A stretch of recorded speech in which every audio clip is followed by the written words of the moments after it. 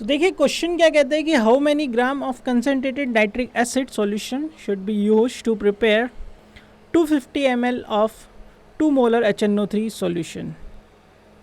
आपके पास nitric acid solution का कितना मास होना चाहिए इस कंडीशन के लिए। कंडीशन है हमारे पास भैया, देखिए वॉल्यूम जो है इतना है 250 ml और जो मोलैरिटी है वो 2 है, सही है।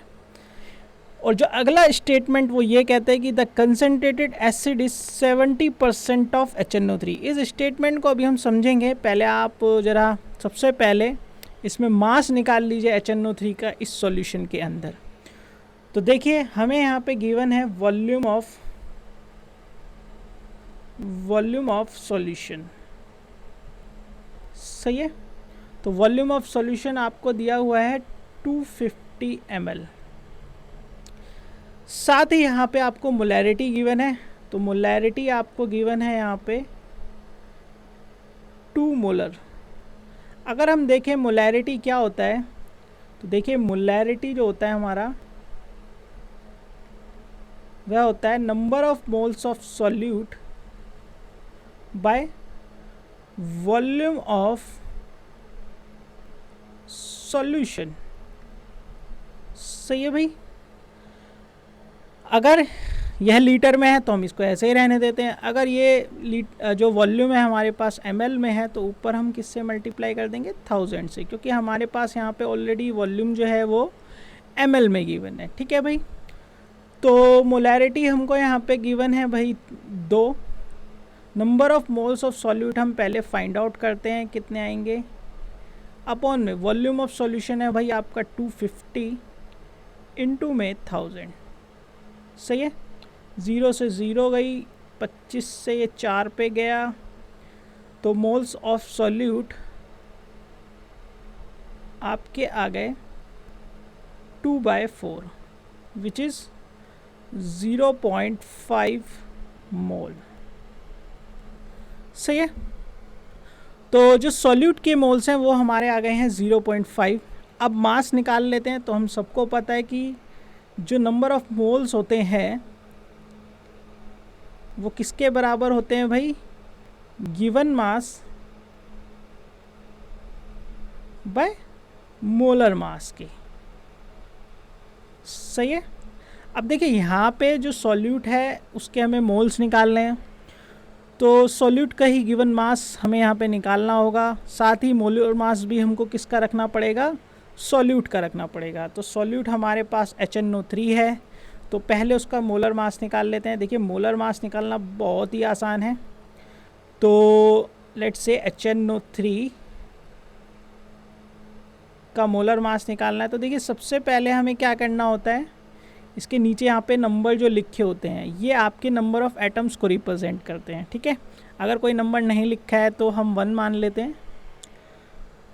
जैसे कि यहाँ पे हाइड्रोजन का एटम है 1, नाइट्रोजन का 1, ऑक्सीजन के 3, तो उसको हम मल्टीप्लाई करते रहते हैं उनके जो भी एटॉमिक मास है उसके साथ। तो हाइड्रोजन के एटम है 1, हाइड्रोजन का एटॉमिक मास हो गया 1, प्लस नाइट्रोजन के एटम है 1, एटॉमिक मास हो गया 14। ऐसे ही ऑक्सीजन के एटम है यहाँ पे 3 और मास हो गया यहाँ पे 16, सही है भाई। तो ये आ जाएगा आपका 1 + 14 + 48, सही है। इसको आप प्लस करोगे तो ये अराउंड आएगा आपका 63 ग्राम। तो 63 ग्राम जो है हमारा मोलर मास आ गया है। अब देखिए नंबर ऑफ मोल्स जो हमने निकाले थे वो कितने थे, 0.5। गिवन मास हमको यहाँ पे निकालना है किसका, HNO3 का, अपॉन में मोलर मास हमारे पास आया 63। तो यहाँ से आपका जो गिवन मास है वह आ जाएगा 0.5 × 63। आप उसको मल्टीप्लाई करेंगे तो ये लगभग आ जाएगा आपका 63 का आधा हो गया जी आपका 31.5 ग्राम। तो देखिए ये हमारे पास मास आया है HNO3 का, यानी कि सॉल्यूशन के अंदर जो HNO3 का मास है वो ये है हमारे पास।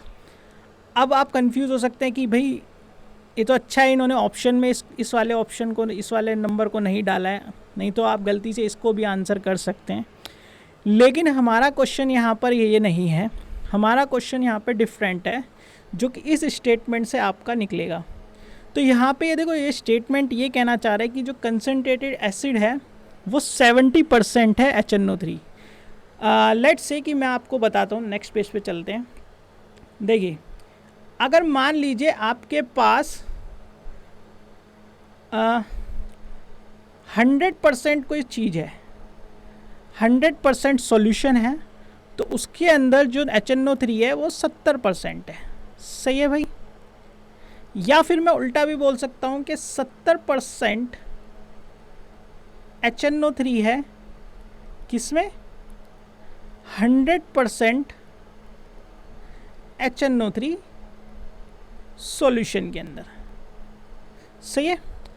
अब देखिए, हम 100% को 100 ग्राम मान लेते हैं, तो 70% कितना हो जाएगा? 70 ग्राम।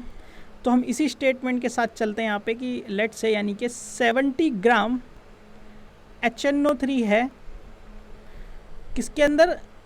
100 ग्राम HNO3 सॉल्यूशन में। सही है? और अभी हमने यहाँ पे कितना निकाला? यहाँ पे हमने निकाला 31.5 ग्राम। तो यानी कि अगर मास हमारे पास 31.5 ग्राम हो HNO3 का, तो सॉल्यूशन का मास कितना होना चाहिए? बेसिकली क्वेश्चन यहाँ पर ये बनता है आपका। ठीक है? तो जो सॉल्यूशन है उसका मास कितना होना चाहिए? तो लेट्स से कि भाई हम इसको मान लेते हैं x मान लो, चलो इसको x मान लो। यहाँ से हम आप इसको क्रॉस मल्टीप्लाई कर देंगे, तो x multiply 70 is equal to 31.5 multiply 100। ये बिल्कुल यूनिटरी मेथड की तरह है। ठीक है?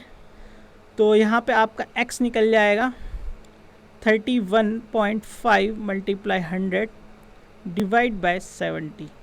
सही है? 0 से 0 कैंसिल, इससे कटते हैं तो ये जाएगा 7 चौक 28, 3.7 पंजे 35 मल्टीप्लाई 10, तो ये आपका लगभग 45 ग्राम आ जाएगा। सही है? तो इस हिसाब से आपका जो आंसर है वो हो जाएगा C। समझ में आया? अगर आपको वीडियो अच्छी लगी हो तो सब्सक्राइब करें, और अगर आपको कोई भी डाउट है केमिस्ट्री का या फिज़िक्स का, तो आप हमें डायरेक्ट व्हाट्सएप पर मैसेज कर सकते हैं।